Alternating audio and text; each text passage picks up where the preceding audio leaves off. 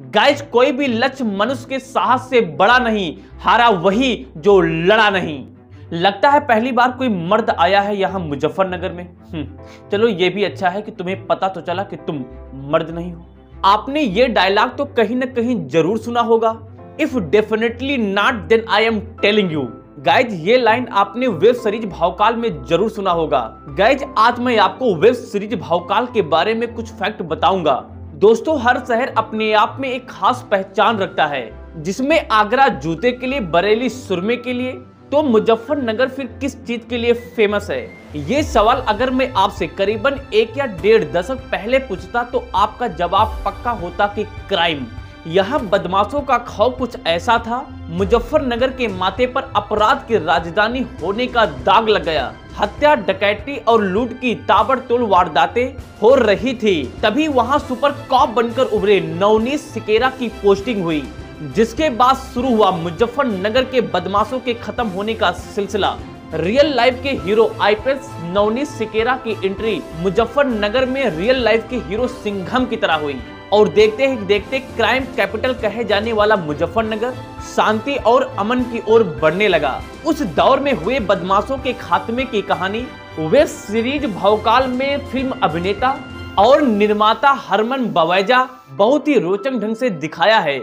IPS Navneet Sequeira की posting जब मुजफ्फरनगर में होती है कि एक तरफ दिल्ली है जहां पर कानून बनाए जाते हैं और दूसरी तरफ है मुजफ्फरनगर क्राइम कैपिटल जहां पर कानून बिगाड़े जाते हैं। जोश टॉक पर नवजीत सिकेरा जी ने कहा था कि टैलेंट जैसी कोई चीज नहीं होती है, अगर आपके अंदर आग है तो टैलेंट झक मार के आपका पीछा करता है। गाइज आज हम नवनीत सिकेरा के बारे में कुछ अमेजिंग फैक्ट के बारे में बात करेंगे।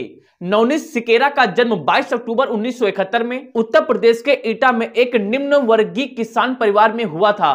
नवनीत सिकेरा ने अपनी 12वीं की शिक्षा शासकीय हिंदी माध्यम बायज स्कूल से पूरी की। नवनीत ने गणित विषय लिया था। दिल्ली के हंसराज कॉलेज में उनका एडमिशन केवल इसलिए नहीं हुआ क्योंकि उनके अंदर इंग्लिश बोलने की कला नहीं थी। नवनीत को एक अच्छे आईआईटी इंजीनियरिंग कॉलेज में प्रवेश लेने की इच्छा थी, इसीलिए उन्होंने आईआईटी की तैयारी की और उन्होंने अपने पहले ही प्रयास में आईआईटी जेईई को क्रैक कर दिया। अच्छे नंबर होने की वजह से उनका एडमिशन आईआईटी रुड़की में हो गया। उन्होंने 1989 से लेकर के 1993 तक अपनी पढ़ाई कंप्यूटर साइंस से पूरी की।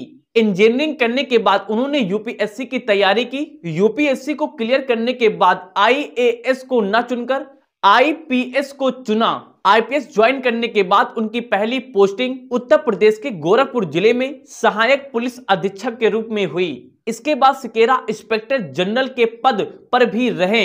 वर्तमान में यानी 2021 में सिकेरा जी का प्रमोशन हो गया और वे अब एडीजी पद पर कार्यरत हैं। गाइस उन्होंने अपने कार्यकाल में अदम्य साहस से काम पूरा किया था। उसी को देखते हुए उनके ऊपर एक वेब सीरीज बनाई गई है। एमएक्स प्लेयर पर 2004 में मुजफ्फरनगर में नवनीत सिकेरा के जीवन से जुड़ी सत्य घटनाओं पर एक वेब सीरीज बनाई गई है, जिसमें यह बताया गया है कि कैसे एक जाबाज आईपीएस अफसर ने जुर्म की राजधानी मुजफ्फरनगर में किस तरह से जुर्म को कम किया है और अपराधियों में पुलिस का डर पैदा भी किया है।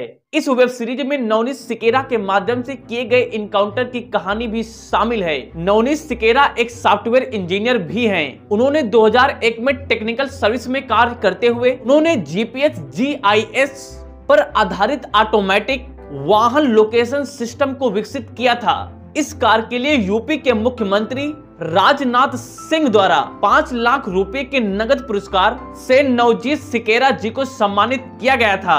और गाइस इसी के साथ मैं आपको बता दूं, 32 वर्ष की उम्र में नवनीत सिकेरा लखनऊ के सबसे युवा पुलिस अधीक्षक भी बने। गाइस कोई भी लक्ष्य मनुष्य के साहस से बड़ा नहीं, हारा वही जो लड़ा नहीं। गाइज अगर देश सेवा का हमारे अंदर भाव है तो किसी भी पोस्ट पे रह के हम देश सेवा दिखा सकते हैं। शायद इसके लिए आईपीएस नवनीत सिकेरा से अच्छा एग्जाम्पल नहीं मिल सकता। Guys do whatever you wanted to do but always make sure in this there must be help of humanity. Guys ये वीडियो आपको कैसे लगी? Don't forget to comment in the chat section. I will see you all in next video very soon. Till then bye bye.